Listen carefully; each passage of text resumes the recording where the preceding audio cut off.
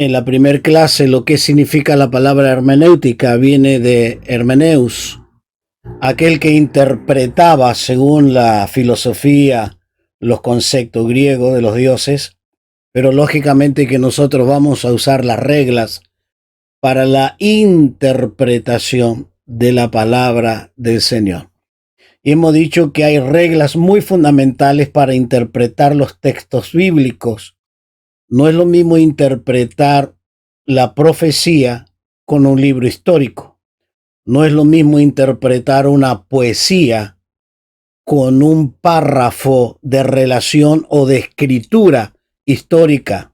Y así sucesivamente. La Biblia tiene libros poéticos, libros históricos, tiene poesía, y entonces cada cosa lleva su regla, su interpretación. De la misma manera, la hermenéutica es correcta interpretación también de las parábolas. Las parábolas no podemos interpretar a imagen y concepto personal, nunca. Siempre hay reglas fundamentales. Y mayormente cuando los predicadores predican y aquellos que no han estudiado hermenéutica y predican las parábolas, por seguro que ellos le están errando el concepto principal de las parábolas. Tal vez al final de la clase vamos a tratar de entrar un poquito, por lo menos, cómo interpretar una parábola. No es como yo quiero, no es lo que a mí me parece. No, es lo que Dios quiere decir. Por eso me he encontrado con personas que me han dicho, ¿qué interpreta usted? Bueno, mirando el contexto, mirando las palabras, tomando todas las reglas hermenéuticas. Dicen, no, pero yo interpreto así. Y eso no es yo interpreto, no es lo que usted interpreta.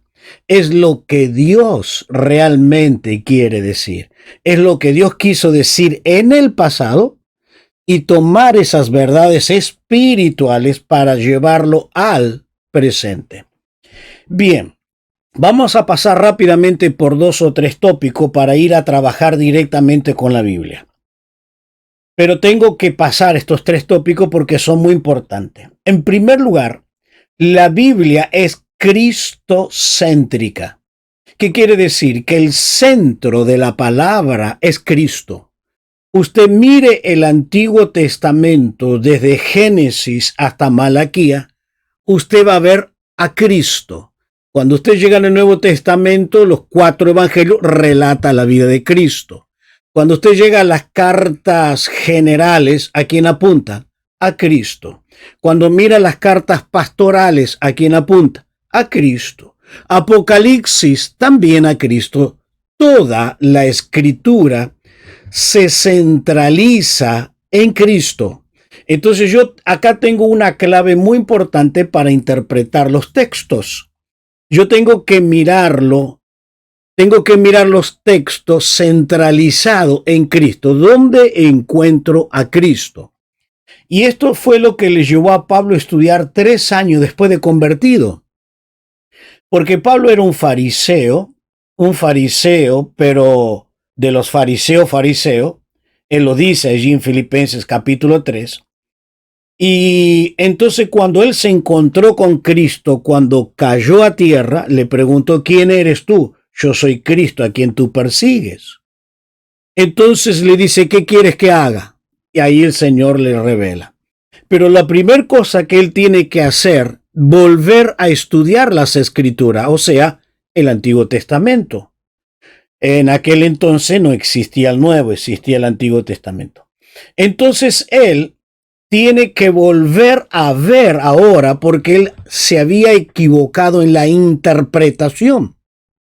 Y la interpretación tenía que encontrar a Cristo. Y vaya que encontró a Cristo.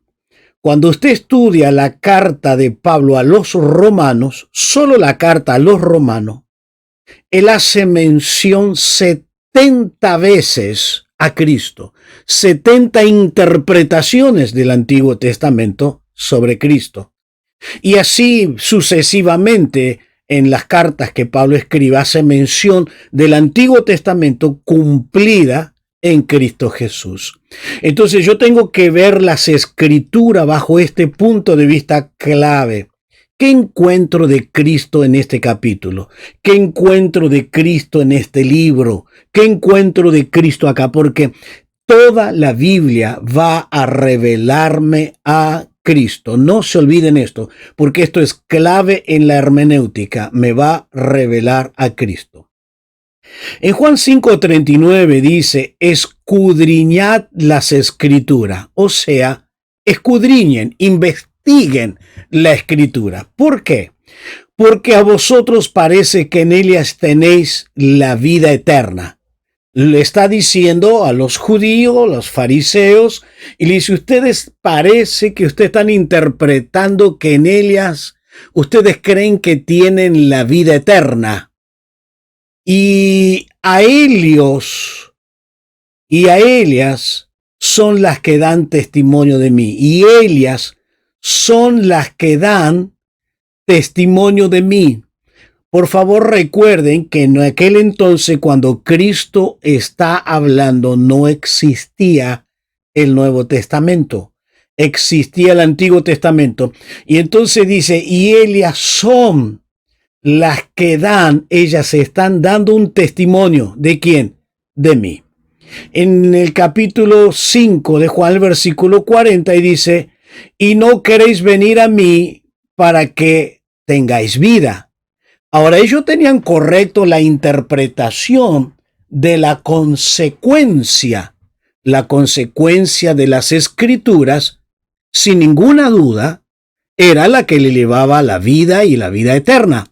Pero la vida eterna estaba centralizado en Cristo, pero ellos no querían aceptar, no lo querían recibir a Cristo, y como resultados ellos no tenían vida eterna.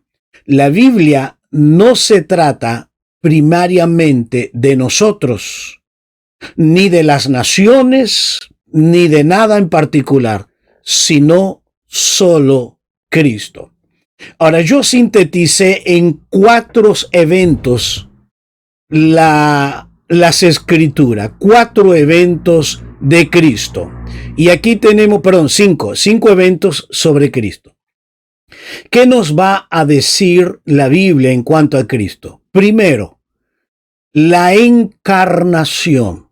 Y vaya que hay muchos salmos y profecía sobre la encarnación de Cristo. Dios introduciéndose en la humanidad, haciéndose humano, en limitaciones humanas, pero a su vez es Dios. Y allí nos va a dar las características, tanto en el Antiguo como en el Nuevo Testamento, la encarnación de Cristo. Pero la segunda cosa que vamos a encontrar en la Biblia es la vida y ministerio de Jesús. Primero cómo se introduce, luego cómo vive y su ministerio. Lo vamos a encontrar también en el Antiguo y en el Nuevo Testamento. Y no puedo detenerme, pero por favor observen que estoy hablando de ministerio. El ministerio de Jesús. Los evangelios hablan del ministerio de Jesús.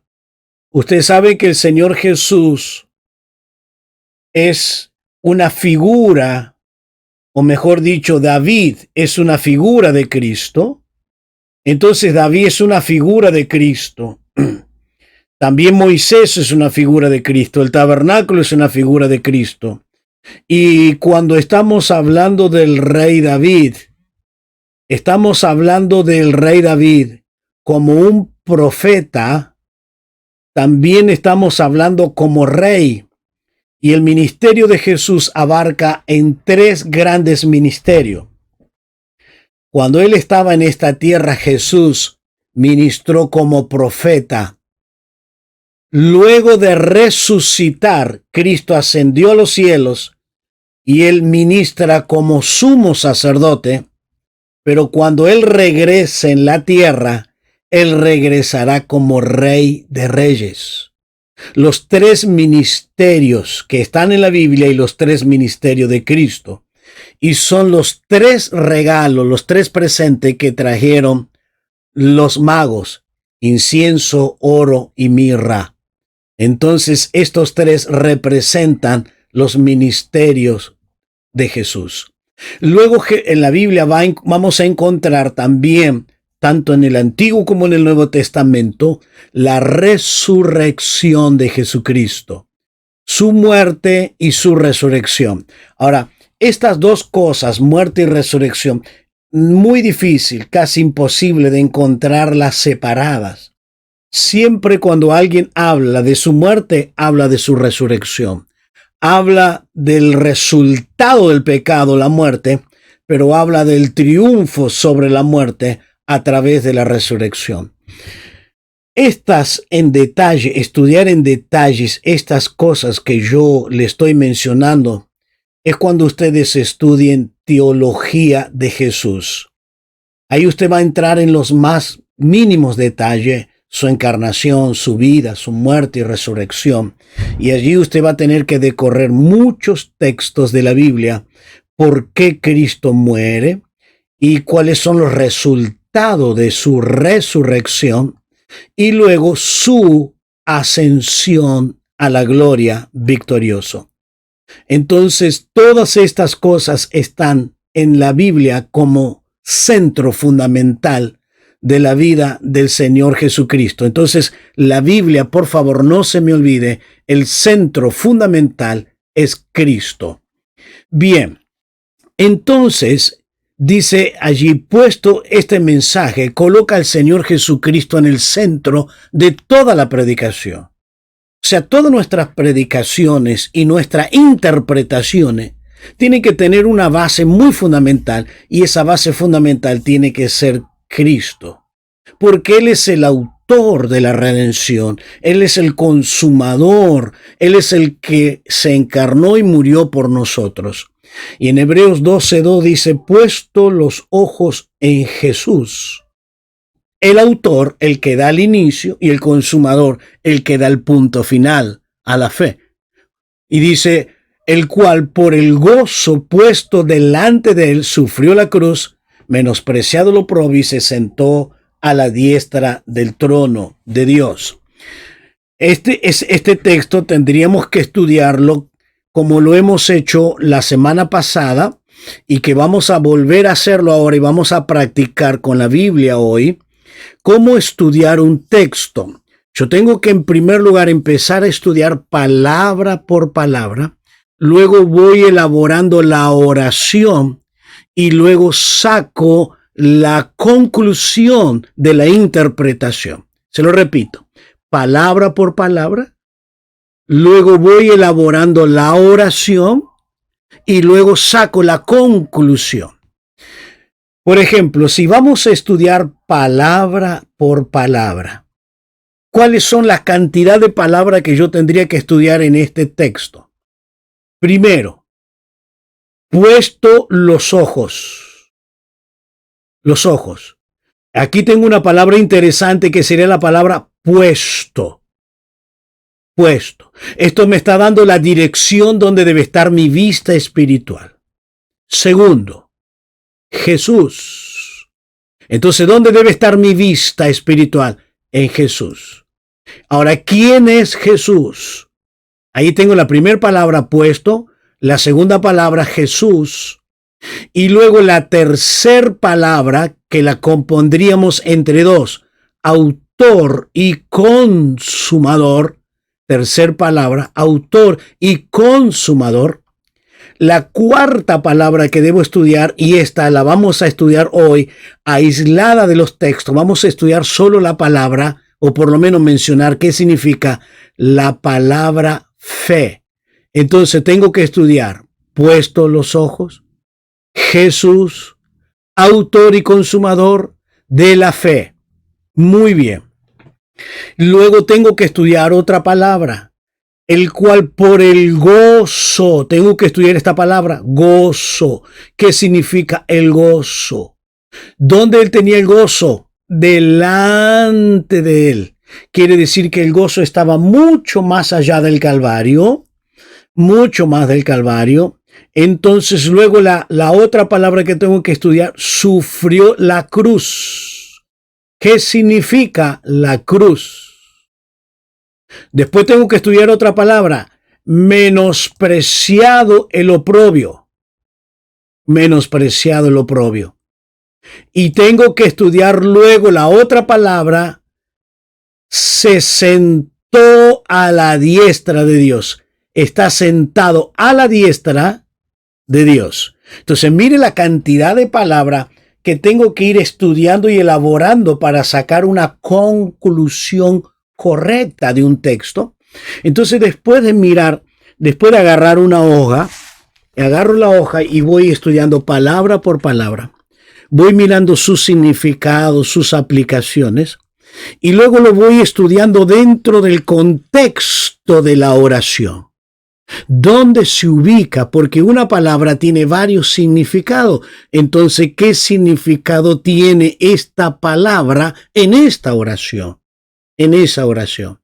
Entonces, ahí yo tengo que ir elaborando. Y ahí se me va aclarando el verdadero sentido del texto.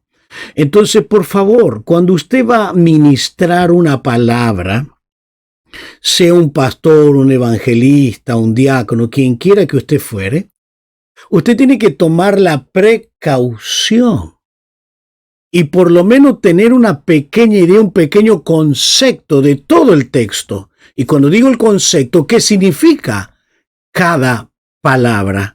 Y entonces usted esas palabras la estudia elaborada dentro de la oración que está aquí dentro de este versículo 2. Bien, simplemente una pequeña aclaración que quería hacerle. Bien, dice, por él todas las cosas existen, por él existen, y todos por él fueron hechos. Por eso la Biblia habla de él. La Biblia habla de él. Leemos Colosenses 1:16, dice, porque en él fueron creadas todas las cosas, las que hay en el cielo y las que hay en la tierra, visibles e invisibles, sean tronos, sean demonios, demonios, sean principados, sean potestades, todo fue creado por medio de él y para él. Dominios. Disculpen la mala lectura. Sean dominios, no demonios. Dominios. Entonces, porque por él fueron creadas todas las cosas. Todas las cosas. ¿Por qué Pablo escribe esto?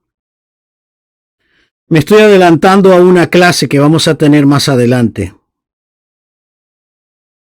Y esa clase es que tengo que estudiar un libro y tengo que saber quién es el autor,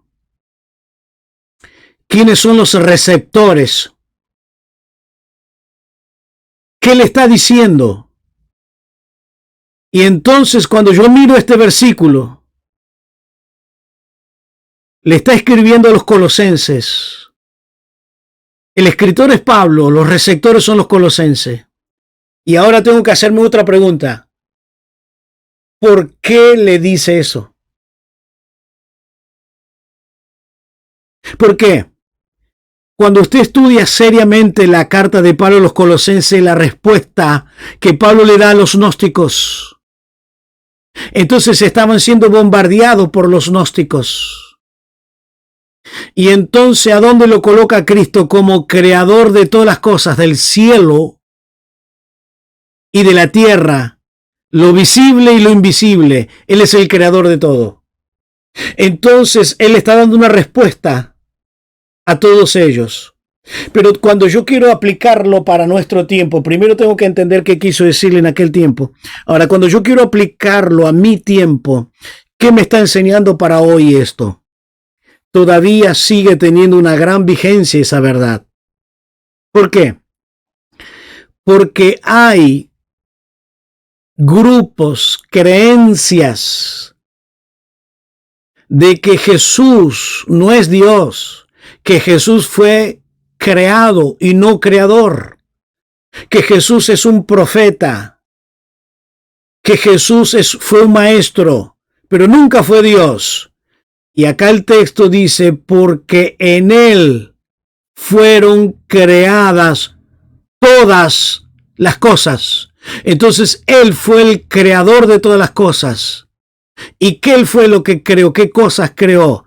Las que están en el cielo y las que están en la tierra, sean invisibles o sean visibles.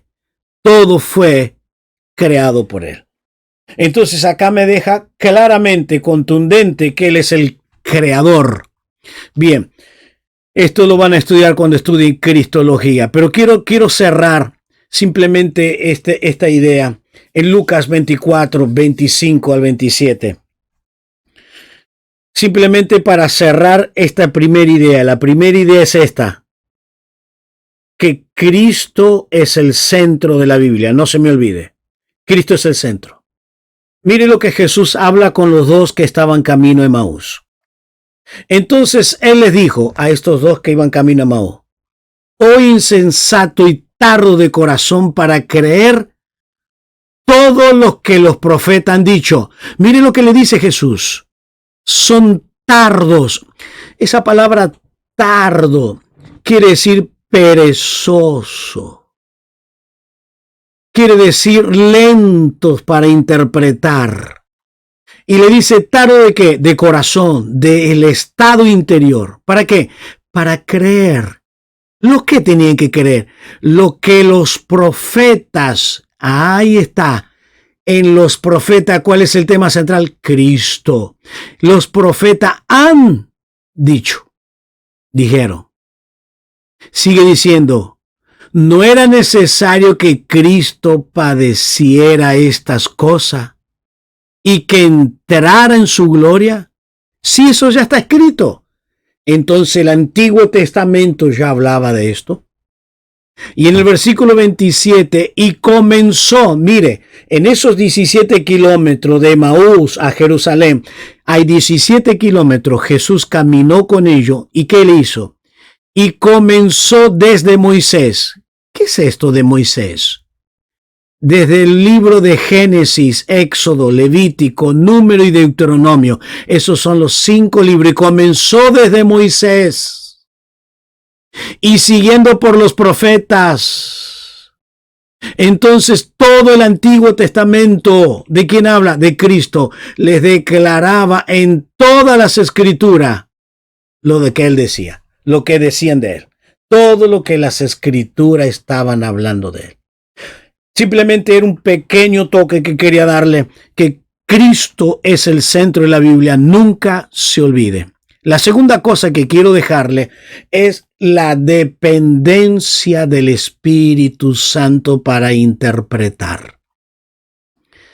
Por favor, sáqueselo de la cabeza que usted va a interpretar la Biblia, porque usted no puede interpretar. Quien debe ayudarle, quien debe revelarle, quien debe darle la iluminación es el Espíritu Santo. El Espíritu Santo va a iluminarle a usted en la revelación. Y con esto quiero aclarar algo. La revelación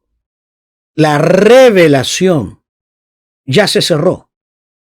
Se cerró con Apocalipsis. La revelación se cerró con Apocalipsis.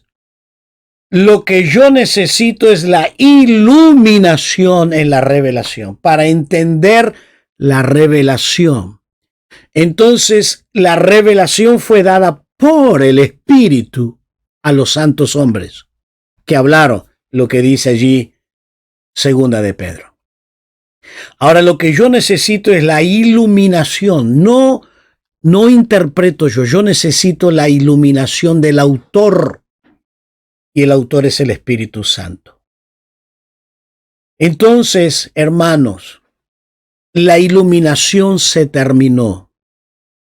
Y todos los grandes iluminados, aquellos que traen una revelación nueva, lo único que hacen es crear una secta. Y eso es lo que hizo José Smith.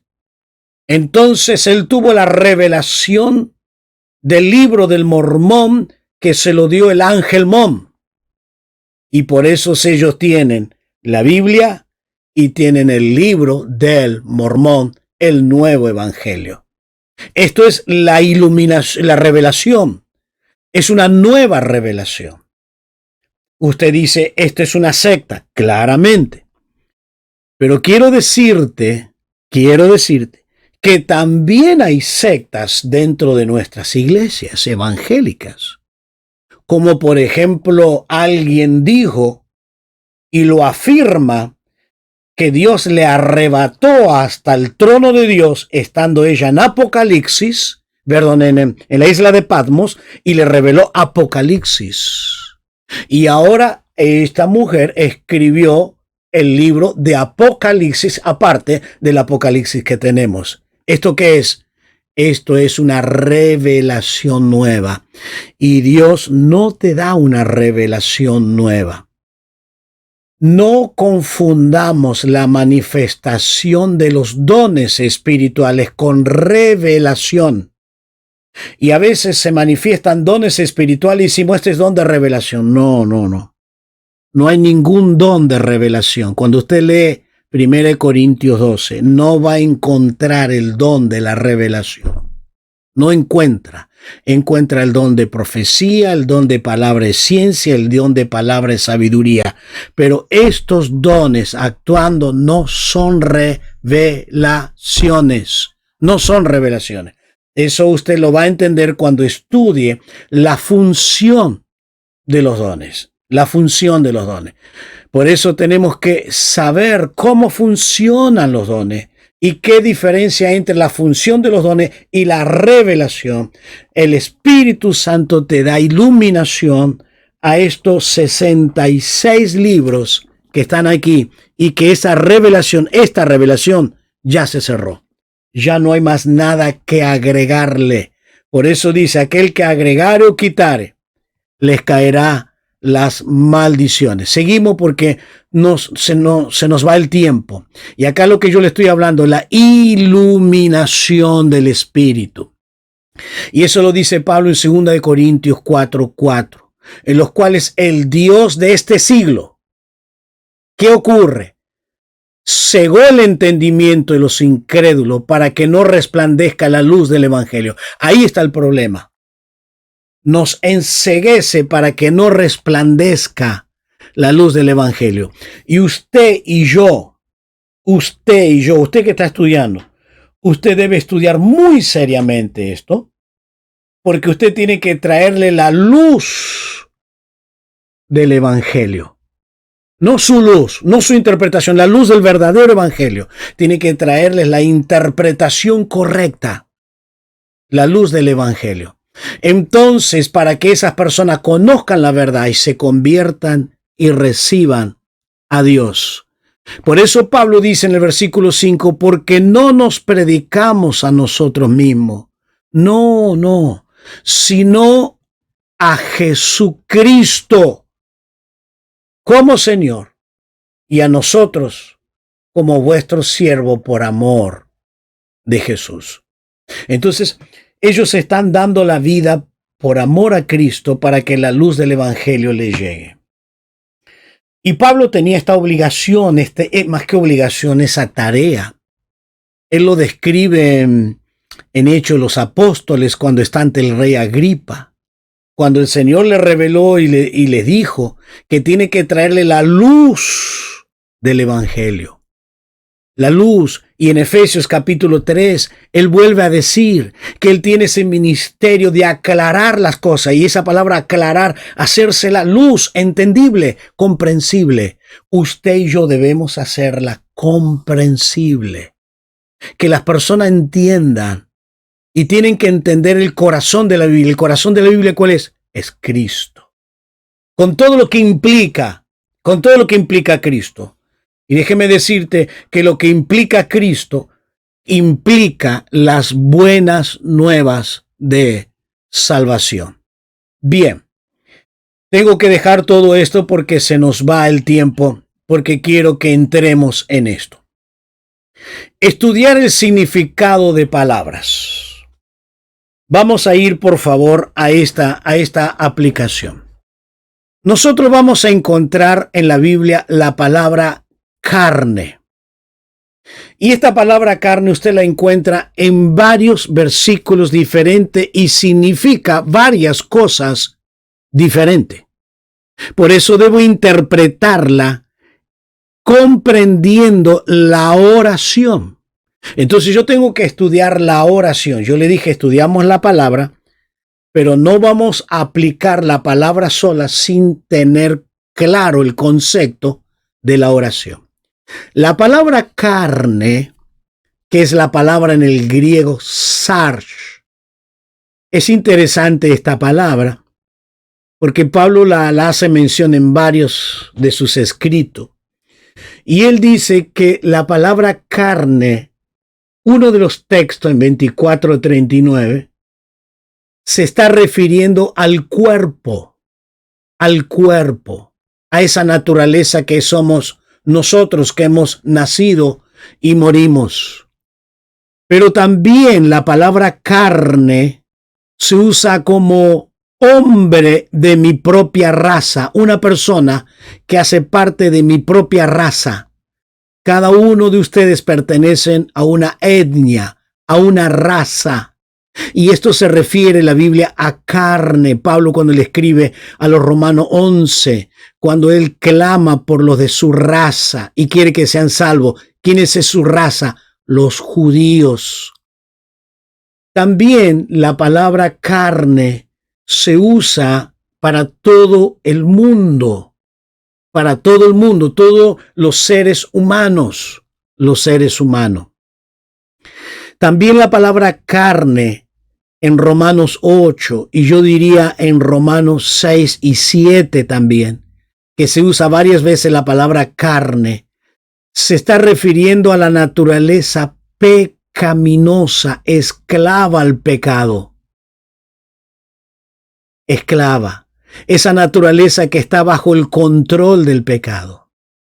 Pero también la palabra carne se usa al hombre débil, al que es débil, al que no tiene fuerza para vencer nada de las cosas espirituales.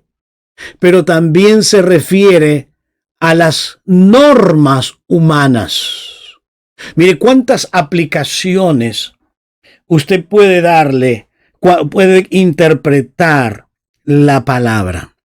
Bien, hay un texto que, por ejemplo, la palabra mundo, también se usa de esa manera. Y, por ejemplo, Jesús dice allí conversando con Nicodemo, le dice a Nicodemo, porque de tal manera amó Dios al mundo.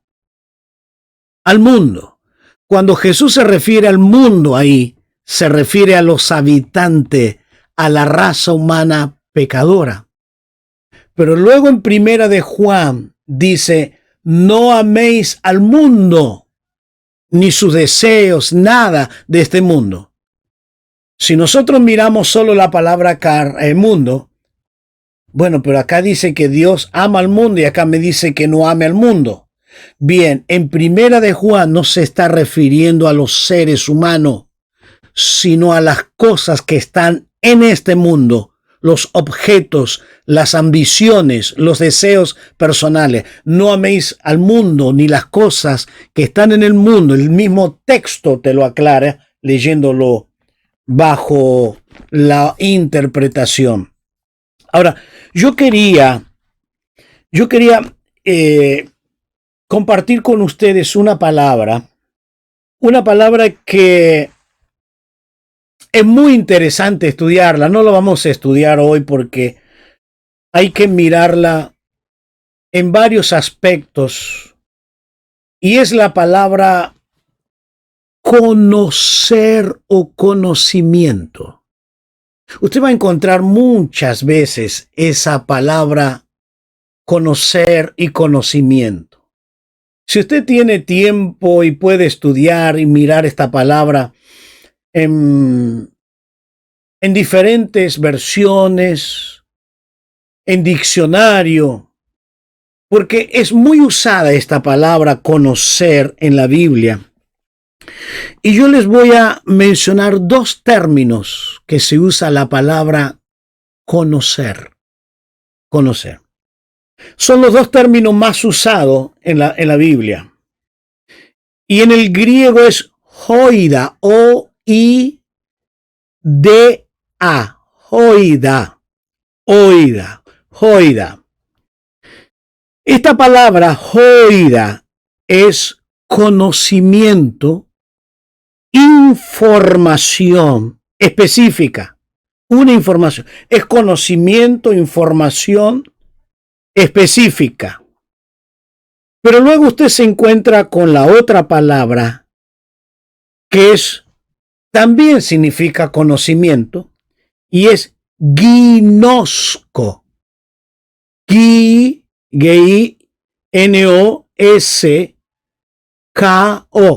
Ginosko. Es lo que el hombre ha aprendido. Aprendió. Yo quiero que usted mire en su Biblia, por favor, en Juan, capítulo 8. Vamos a mirar ahí esa palabra.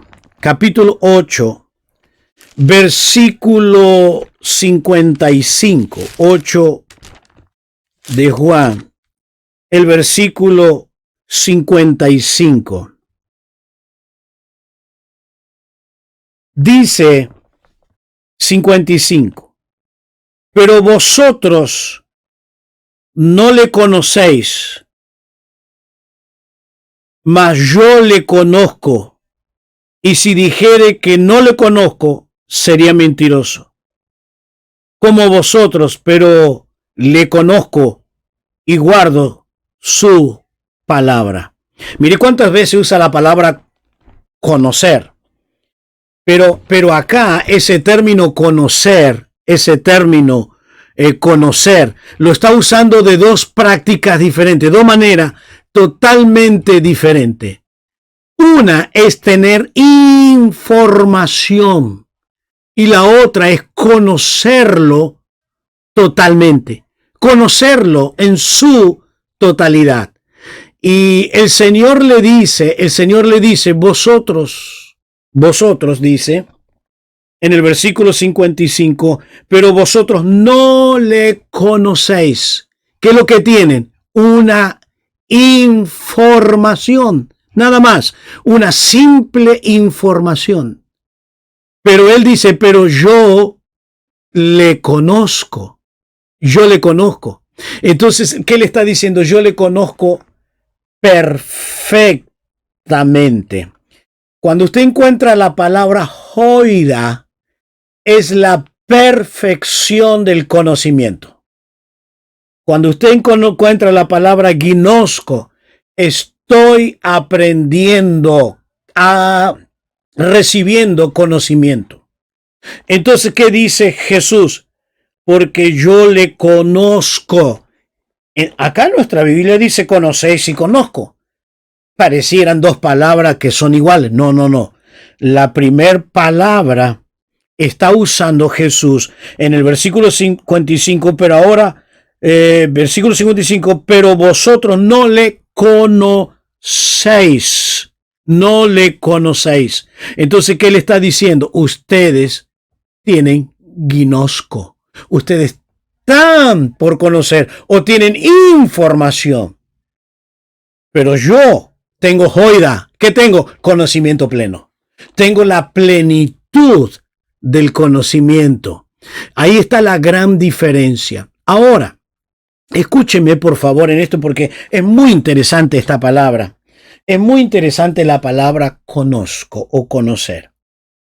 La palabra conocer, Pedro la va a usar en su segunda carta con sus sinónimos 21 veces. En segunda de Pedro, tal vez vayamos a mirar algunos textos ahí donde Pedro está mencionando la palabra conocer. Conocer.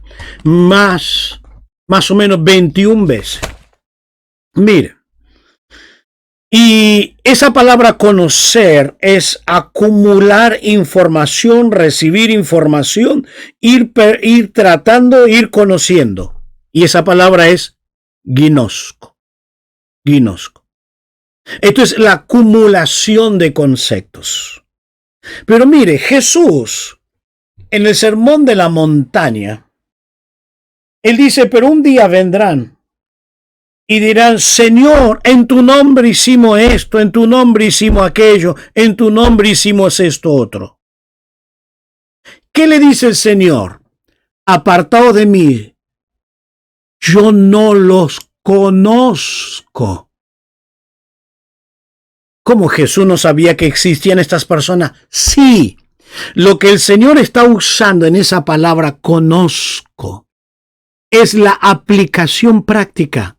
Y la aplicación práctica de conocer es no solamente recibir información, sino llevarlo a la práctica, llevarlo a la experiencia. Lo que conozco lo llevo a la práctica. Conozco y practico, conozco y practico, conozco y practico.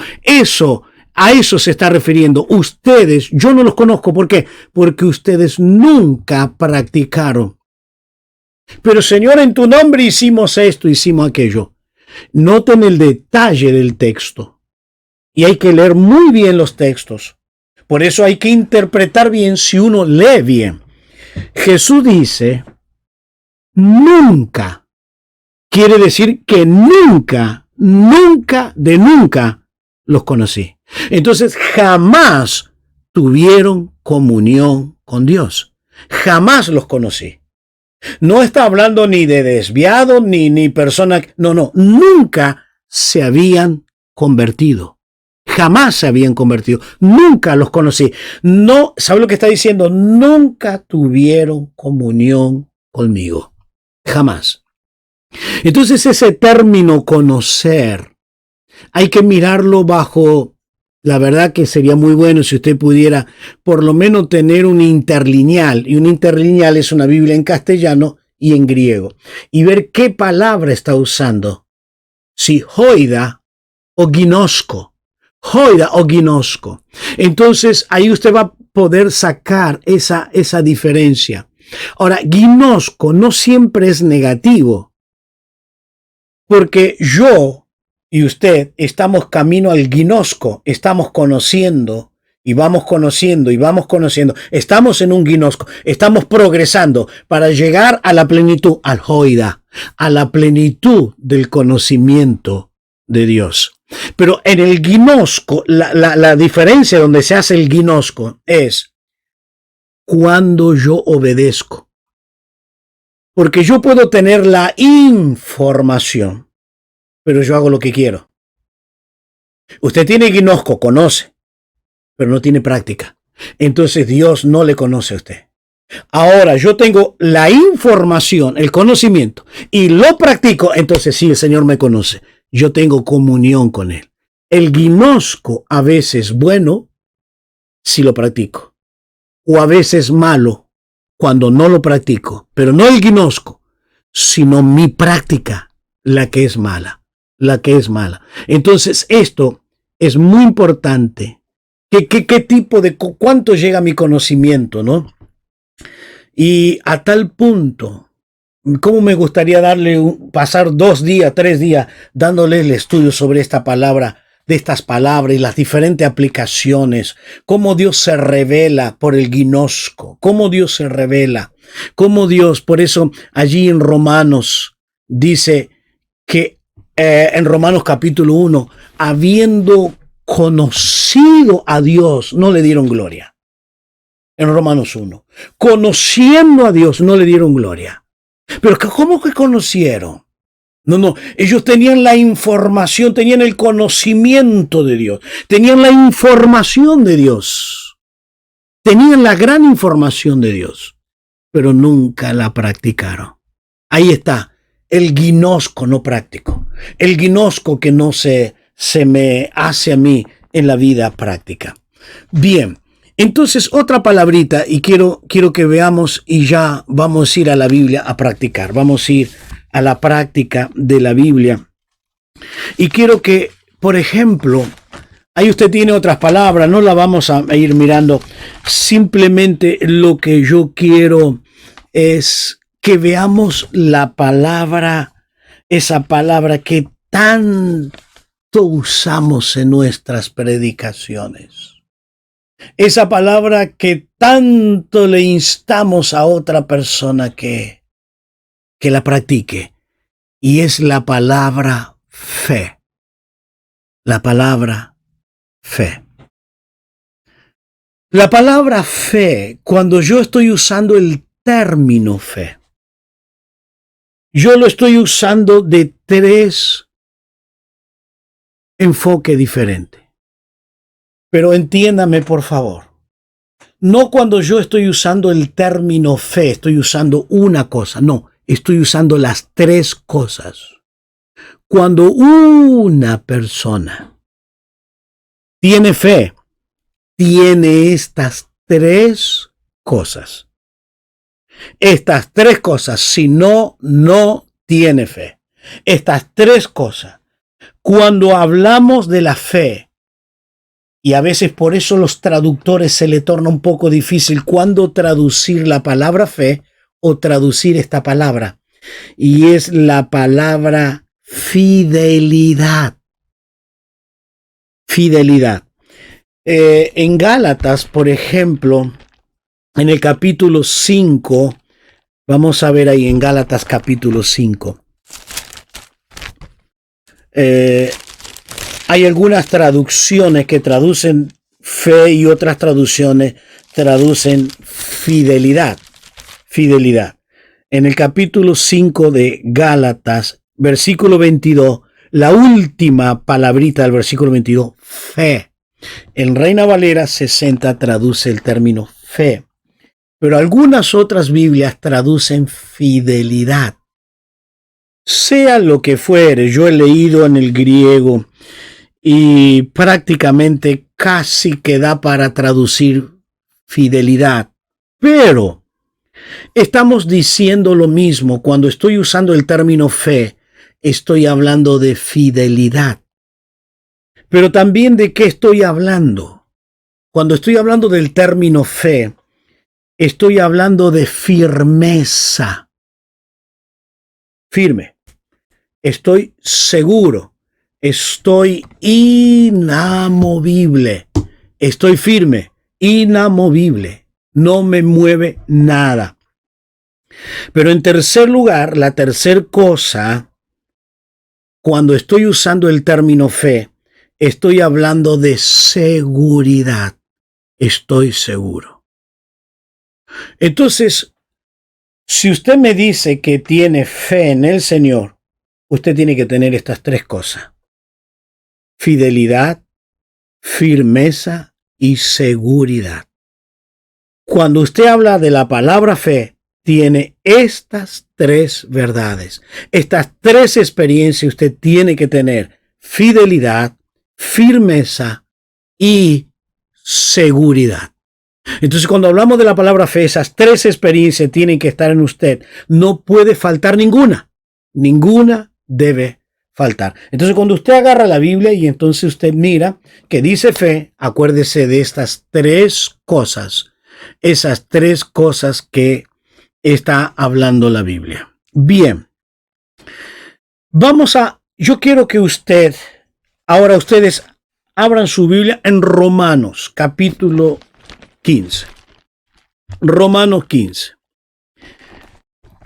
Ya les expliqué bastante y me he detenido demasiado en el estudio de la palabra. Estudien la palabra y estudien la oración y el contexto de la oración. Ahora, yo quiero que ustedes léanlo para ustedes, tómense unos minutitos. Léanlo 2 o 3 veces. Romanos 15:13. Léanlo. Y quiero que usted observe, si usted sigue esta misma norma, esta misma forma de estudio, de estudiar palabra por palabra en el texto, yo le pregunto a usted, ¿cuántas palabras tendría que estudiar usted según el versículo 13? Romano 15, versículo 13. ¿Cuántas palabras usted debería estudiar allí?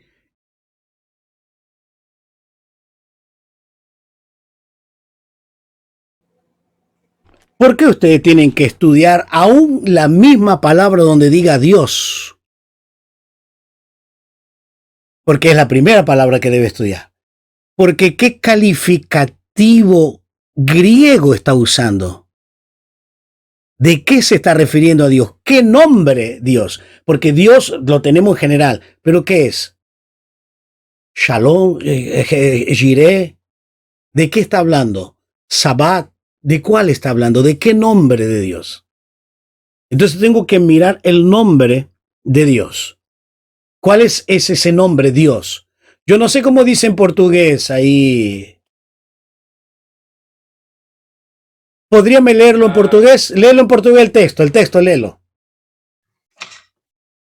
Que o Deus da esperança os encha de toda alegria e paz, por sua confiança nele, para que vocês transbordem de esperança, pelo poder do Espírito Santo. Muy parecido en español. Hay una palabrita que cambia, pero... Entonces yo tengo que estudiar primero. Dios. La segunda palabra que tengo que estudiar y que es muy importante, ese Dios se llama Dios de esperanza. Y tengo que mirar en el significado de la Biblia esperanza. ¿Qué significa la palabra esperanza? Y la tercera palabra, os liene. Esa palabra nosotros no prestamos atención, pero es una palabra muy rica en la Biblia. ¿Qué quiere decir os liene? Esa palabra llenar es estar hasta el máximo, totalmente lleno. Lleno, totalmente. Que no entre otra cosa que no sea lo espiritual, lo de Dios, o llene. ¿Y de qué me debe llenar hasta el máximo? Ahí entraría la cuarta palabra. ¿De qué me tiene que llenar? De todo gozo. Gozo. Entonces, ¿yo de qué debo estar lleno? De todo gozo. Y cuando me dice lleno, no entra más nada. ¿De qué estoy lleno? Del gozo. Estoy lleno totalmente del gozo. Ahora, yo tengo que mirar qué significa la palabra gozo, porque hay varias palabras en la Biblia que se usa gozo.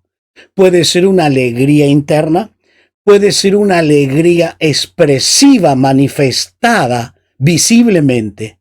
Entonces hay varias palabras y eso lo usa Pedro. Pedro en su primera carta, él habla sobre ese gozo y habla del regocijo. Habla del gozo y del regocijo. Entonces hay varios términos. Entonces tengo que mirar qué significa ese término gozo. Gozo. Y tengo que mirar el otro término y la palabra paz. Ahora noten ustedes que Pablo usa mucho esos términos, gozo y paz, él lo usa permanentemente, gozo y paz. Y esa palabra paz es una palabra hebrea, es una palabra hebrea. Y esa palabra hebrea quiere decir literalmente, que no te falte nada, que estés completo. Entonces, cuando un judío tenía paz, estaba completo. ¿Y qué es? ¿Completo en qué? En lo espiritual, en la salud, en la economía, en lo familiar, en el matrimonio, en los hijos. Está en paz, está completo, está completo. Y esa es la paz. Por eso la primera experiencia de un verdadero salvo, cuando se encuentra con Dios, ¿qué tiene? Paz. Paz para con Dios. Entonces tiene la paz del cielo en su corazón. Bien. Y el de creer, ¿qué término estará usando cuando dice creer? Creer, creer. ¿Cuál término estará usando? Porque también creer es un sinónimo de la palabra fe. Es sinónimo de la palabra fe. Creer, creer. Bien. ¿Para qué abundéis? Tengo que saber qué quiere decir abundar. En portugués quiere decir, a ver, dijiste desbordar, creo que era la palabra, me parece. En portugués. Un momento. Sí. Transbordem. Transbordar. Y esa palabra en portugués, transbordar, quiere decir que está saliendo del lugar, está saliendo del recipiente. Transbordar, abundéis. Y luego en esperanza. Tengo que estudiar esa palabra esperanza. Y por el poder. Y tengo que mirar esa palabra. Y esa palabra en el griego es dunamis, dinamita, potencia, poder. ¿De quién? Del Espíritu Santo. Entonces voy estudiando palabra por palabra. Entonces, si yo tendría que predicar este texto, entonces miraría de esta manera. Yo miro al Dios de esperanza. La primera cosa que coloco en la primera exposición, empiezo a hablar del Dios de esperanza. Entonces, ¿en quién estoy creyendo? En el Dios de esperanza. Primer tópico, el Dios de esperanza. Pero ahora tengo que entender que Pablo está orando por mí. Pablo está orando para que ese Dios de esperanza, primer tópico, hablo del Dios de esperanza, haga una segunda cosa. Segundo tópico, me llene, esté lleno de gozo y de paz. Pero ¿cómo yo puedo tener ese gozo y esa paz? En creer. Y como resultado final, la tercera verdad es en la esperanza que el Espíritu Santo me da. Entonces tengo 3 divisiones en este texto, pero hay por lo menos 10 palabras. 3 divisiones. La primera división es el Dios de esperanza. Y ese Dios de esperanza me llene. Segunda verdad. Me llene de qué? De gozo y de paz, de creer. Y tercera verdad es la esperanza en el poder del Espíritu Santo. Yo acabo de darle un bosquejo de 3 tópicos. Pero es aquí en este texto me está mencionando la Trinidad, al Padre, al Hijo y al Espíritu Santo.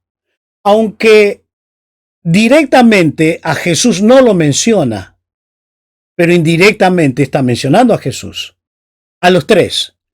Entonces me está hablando del Padre. ¿Qué hace el Padre?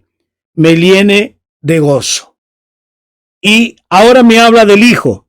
¿De qué? De creer en el Hijo.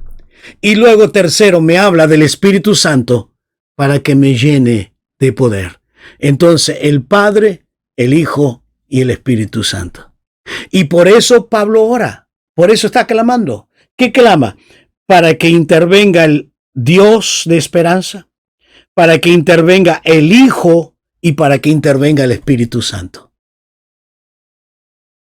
Entonces se da cuenta, yo fui estudiando palabra por palabra, pero luego elaboré la oración y la separé conforme al bosquejo que yo voy a exponer.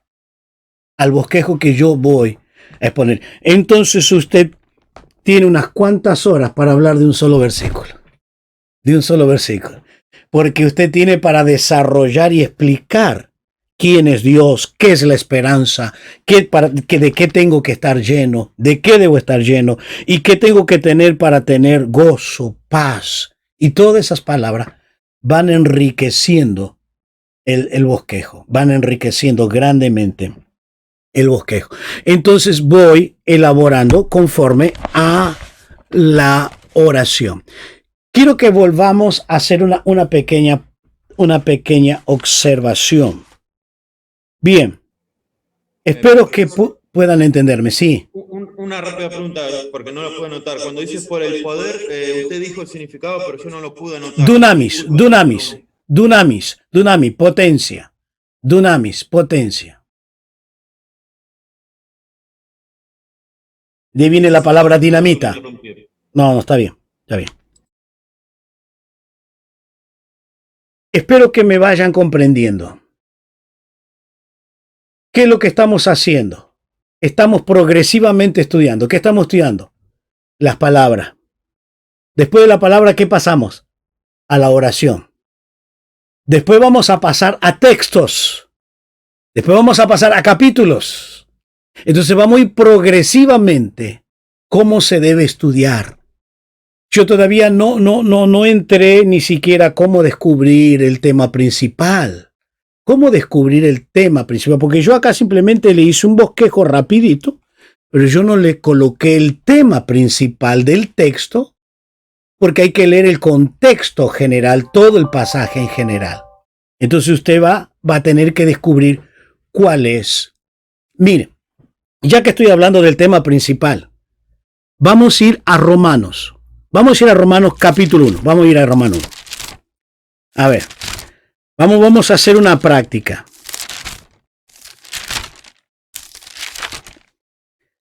Esto es cuestión de práctica, ¿eh? Es cuestión de práctica. Romanos 1. ¿Quién alguna vez leyó Romanos 1 del 1 al 16? ¿Lo leyeron alguna vez?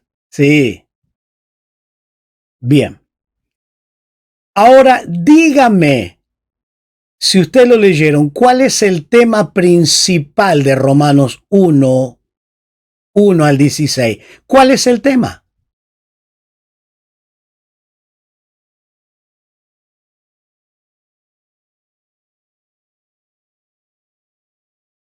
Bien, yo le voy a enseñar cómo descubrir el tema de un capítulo o de unos trechos de versículos. Usted, para descubrir el texto, qué tema está abordando el escritor, usted va a tener dos indicaciones, le voy a dar.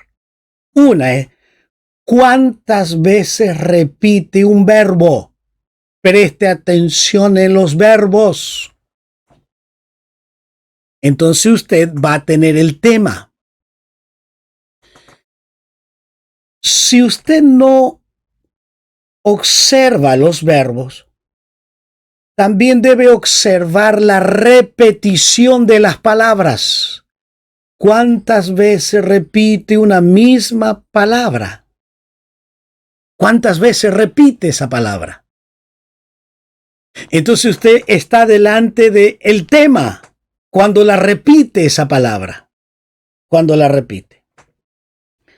Entonces, para no hacer la lectura, yo le voy a hacer un bosquejo muy rápido, muy rapidito de lo que tiene Romanos. Desde el capítulo 1 al 16, primero le voy a decir el tema. El tema es el Evangelio. El Evangelio. El Evangelio. Ahora, ¿dónde encuentro esa palabra Evangelio en Romanos 1? En el capítulo 1, versículo 1. Ahí está la palabra Evangelio. En Romanos 1:9, Evangelio. Romanos 1:15, Evangelio. Romano 1:16, Evangelio. Evangelio. Romanos 1:17, Evangelio. Entonces, ¿de qué tema me está hablando? Del Evangelio. 5 veces repite la palabra Evangelio. Simplemente usted leerlo, detenerse en la repetición de las palabras, usted se va a dar cuenta cuál es el tema. ¿Cuál es el tema? Entonces, 5 veces repite la palabra Evangelio. Bueno, ahora ya descubrí cuál es el tema. Ahora yo tengo que descubrir qué me habla del Evangelio. ¿Cómo él está hablando de ese tema? ¿Cuál es el tema? ¿Cómo lo desarrolla ese tema? cómo lo desarrolla. Entonces, van a tener que anotar 10 tópicos. 10 tópicos. 10 grandes verdades hay aquí, dentro de este capítulo 1, del versículo 1 al 17. Hay 10 grandes verdades. Número 1, el Evangelio, propiedad de Dios. El Evangelio es propiedad de Dios. 1:1. ¿Y qué dice? Pablo, siervo de Jesucristo, llamado a ser apóstol, apartado para el Evangelio de Dios. Entonces, ¿qué es el Evangelio? Es propiedad de Dios. Segundo, el Evangelio es anunciado por los profetas. Versículo 2. Quien había prometido antes por sus profetas. ¿Lo qué? El Evangelio. Entonces, el Evangelio es de Dios, es anunciado por los profetas. Versículo 3. El centro del Evangelio. El centro del Evangelio.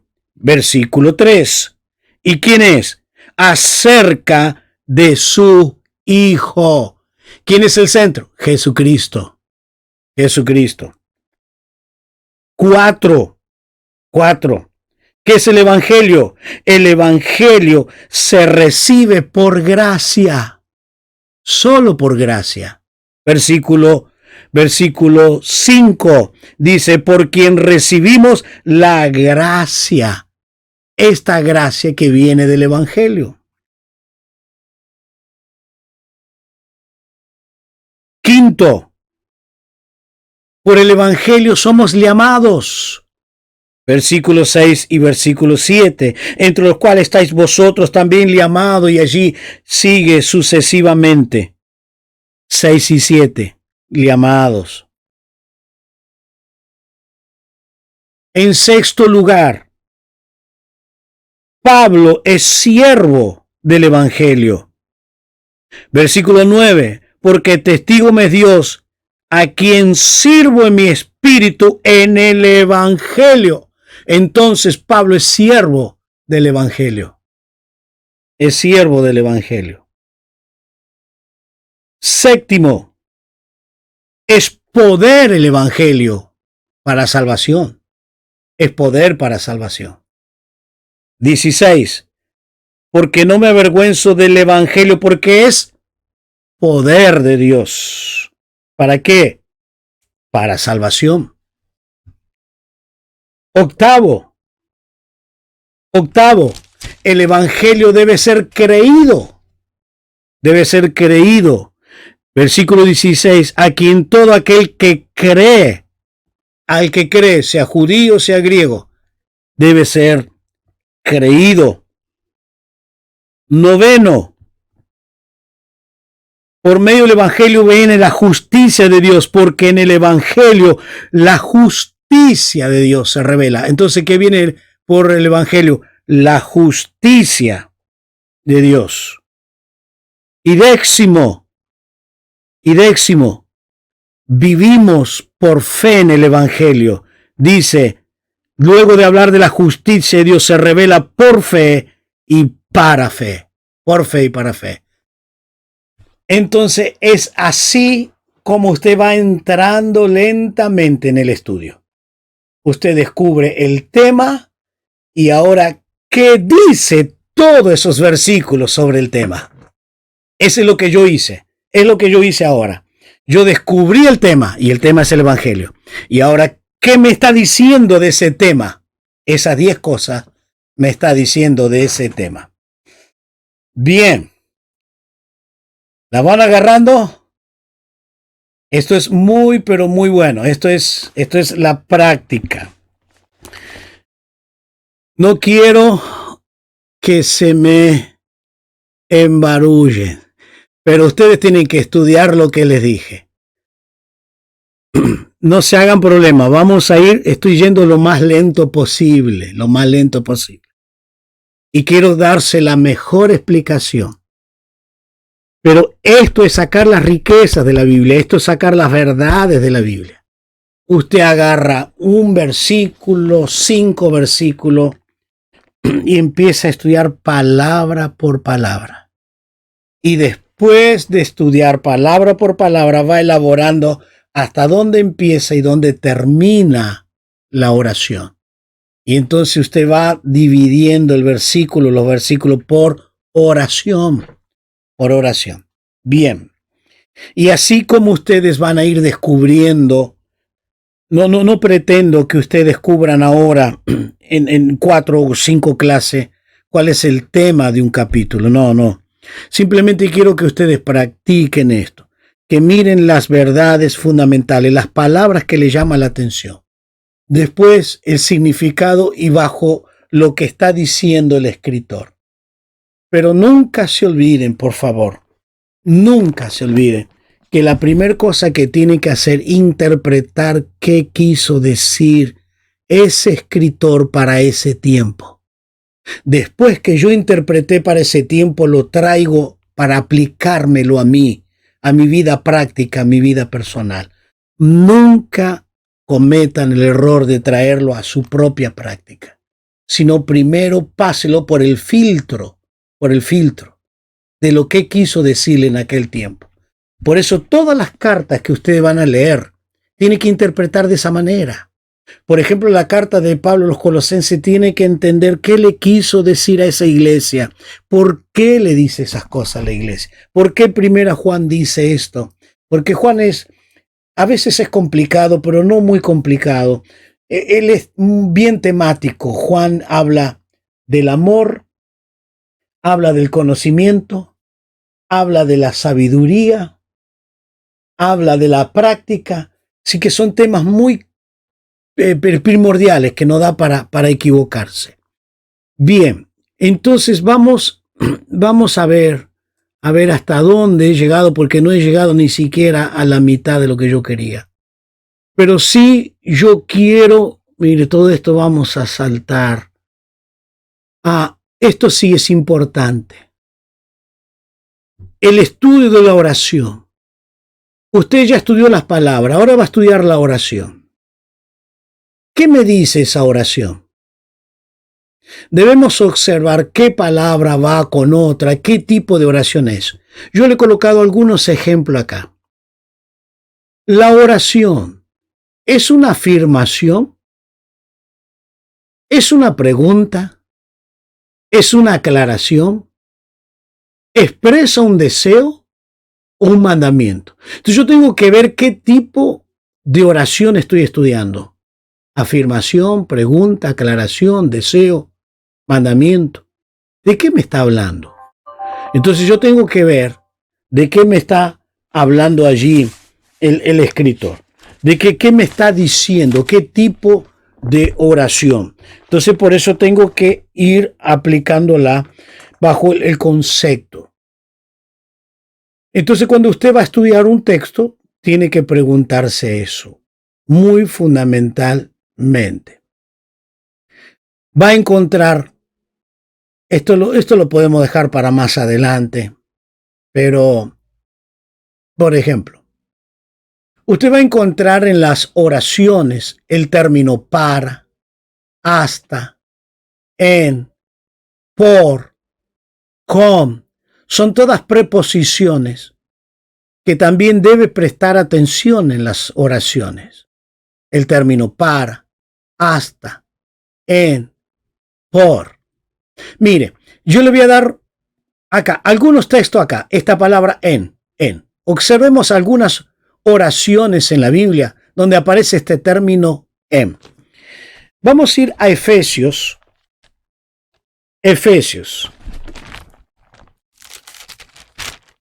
Capítulo 2. Efesios 2.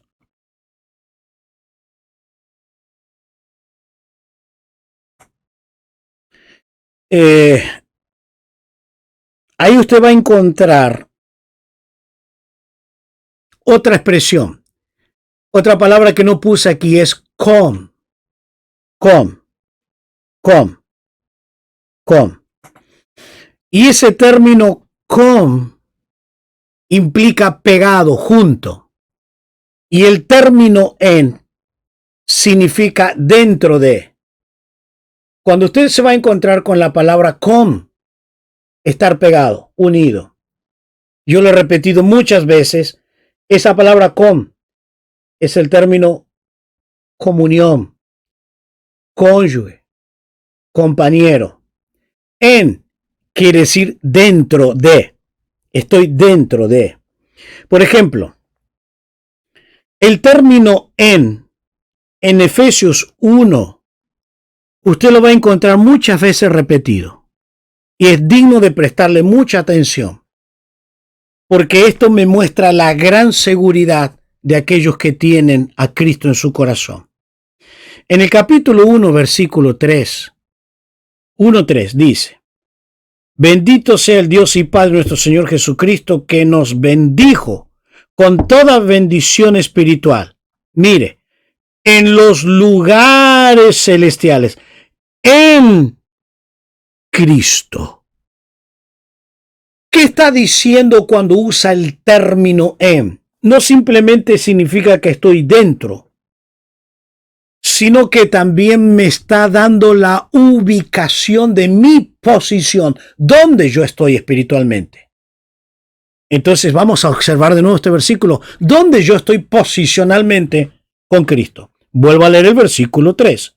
Bendito sea el Dios y Padre nuestro Señor Jesucristo, que nos bendijo con todas bendiciones. ¿En donde yo estoy? En los lugares celestiales. Pero en esos lugares celestiales, ¿dónde estoy? En Cristo. Entonces, ¿qué posición tengo? Estoy en Cristo y en los lugares celestiales. En. Siempre el término en va a implicar mi posición. La posición de un salvado. Bien. Veamos ahora. Versículo 11. 1:11. En él, nuevamente en él, asimismo tuvimos herencia. Entonces, ¿qué me da? Algo tremendamente que tengo como promesa. ¿Qué tengo? Herencia también en Cristo. Ahora, el término con lo encontramos en Efesios también. Lo vamos a encontrar en el capítulo 1 como en el capítulo 2. Hay que prestarle atención a esas preposiciones porque nos van a indicar prácticamente las verdades de un versículo, las grandes verdades de un versículo. Y dentro de esas verdades, mire lo que dice Efesios 2:6. Y juntamente con, yo estoy ¿con quién? Con Él. Nos resucitó y asimismo nos hizo sentar en. ¿Dónde estoy? En los lugares celestiales. ¿Con quién? Con Cristo. La preposición en y con, en y con. Entonces, vuelvo a repetirle. Yo le estoy diciendo que la palabra en me coloca en la posición. ¿Cómo yo estoy? ¿En qué posición? Y acá me dice ¿en qué? En los lugares celestiales. Pero para estar en los lugares celestiales yo tengo que tener comunión con Cristo. ¿Y qué dice el versículo 6? Juntamente con Él. Entonces yo estoy en comunión con Él. Me resucitó. ¿Y en qué lugar me puso? En los lugares celestiales. ¿Con quién? Con Cristo. Entonces, en este versículo 6 me coloca en una gran posición. Yo quiero que usted entienda, yo acá no estoy descubriendo todas las verdades del texto. Simplemente estoy observando cómo se elabora el texto, cómo se escribe. Yo recién estoy por arriba del texto. Estoy descubriendo las verdades. Pero luego cuando yo quiero entrar más a fondo, yo tengo que estudiar detalladamente lo que Pablo está diciendo. ¿Y Pablo qué me está diciendo?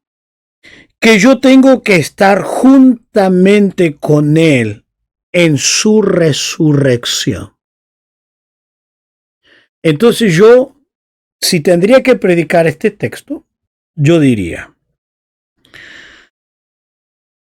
antes de resucitar, el texto no me lo dice, pero la lógica me lo dice, tengo que morir. Y voy a Romanos 6. Entonces con Cristo estoy crucificado. Romanos 6, estoy sepultado con Cristo. Tengo que morir con Cristo. Y cuando Cristo resucita, resucito con Cristo. Y ahí empiezo a ver los verbos. Tengo que prestar atención en los verbos. Entonces cuando yo miro este texto, dice, nos hizo resucitar. Nos hizo resucitar juntamente con Él. Entonces yo miro ese verbo, es pasado. Resucité con Él en el pasado. Entonces con Cristo yo estoy muerto. Con Cristo estoy resucitado. Y luego de resucitar con Cristo estoy en una posición. Y ahí sí yo le ubicaría mucho tiempo a esta palabra. Dentro de la exposición, lógicamente que primero tengo que morir y resucitar. Clave 1. Clave 2. La posición donde yo estoy. Y la posición donde yo estoy en los lugares celestiales. Entonces me quiere decir que yo tengo una posición mucho más allá de lo natural. Entonces yo no tengo que estar peleando carnalmente con mi hermano. Yo no tengo que andar discutiendo humanamente. Yo no tengo que andar nada en este mundo porque tengo una posición. Yo estoy en las alturas espirituales. Estoy más allá de lo carnal. Y ahí empiezo a desarrollar qué quiere decir estar en esa altura espiritual. En esa altura. Pero si primero morí y resucité. Después de haber muerto y resucitado, estoy en esa posición. Y bajo esa posición, yo tengo que vivir. Bien, hermanos, creo que por hoy es suficiente. Es suficiente. Tiene mucho por qué repasar y ver, ¿no? Y la verdad que hubiese querido llegar mucho más lejos, pero no he llegado. Bien, ahora quiero que si hay pregunta, pregunten. Si hay alguna pregunta, pueden hacerlo. Si hay algo que no quedó claro, vamos a aclarar ahora.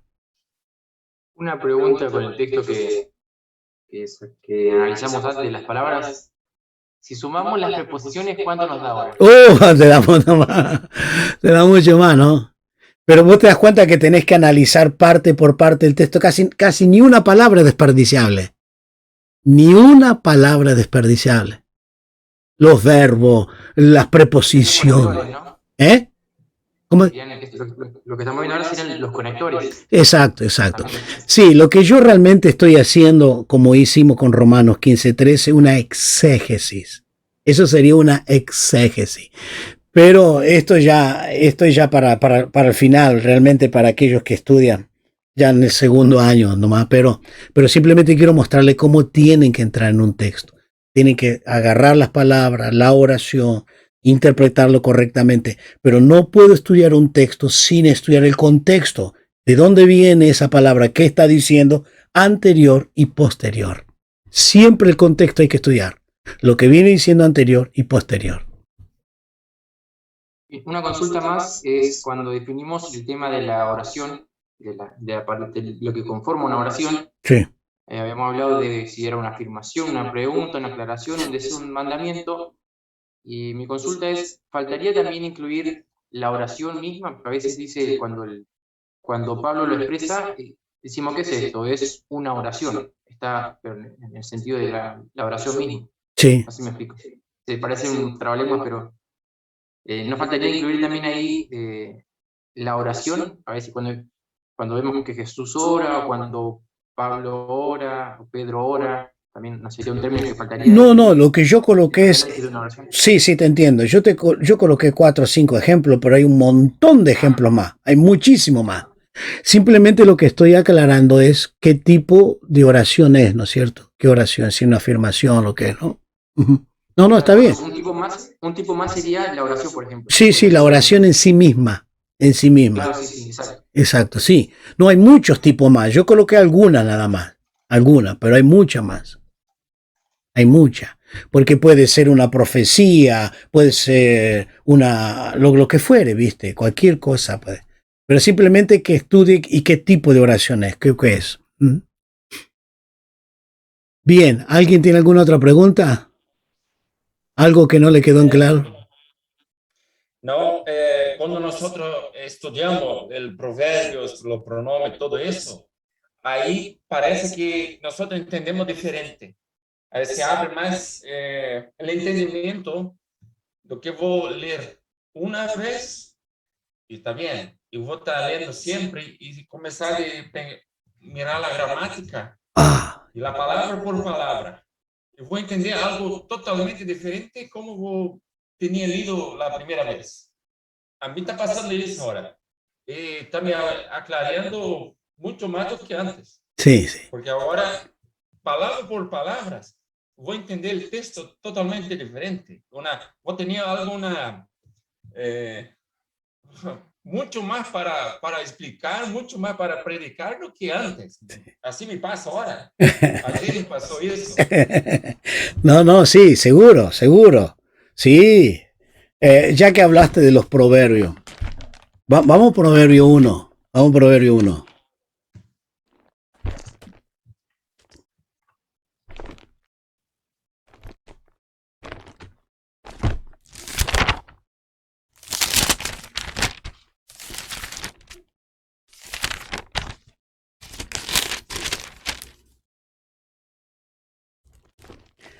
Recuerdan que yo puse ahí ahí están los apuntes, el término en, por, para. Bien. Péguenle una ojeadita rápida.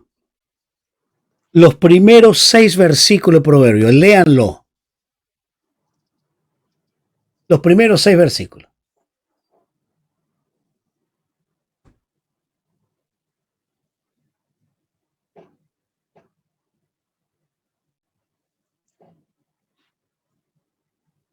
Había dado una tarea con los salmos. Y Sí, ahora viene a ver. sí, también, sí. Vamos a ver, sí.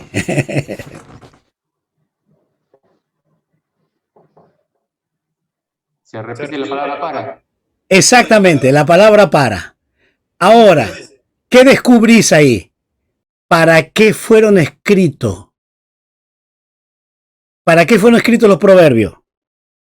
Para entender sabiduría y doctrina. ¿Para qué fueron escritos? Para recibir consejo de prudencia. Y así sucesivamente, para entender proverbios. Entonces, ¿para qué fueron escritos? Ustedes van a encontrar la palabra para. Y ahí va a entender para qué fueron escritos los proverbios.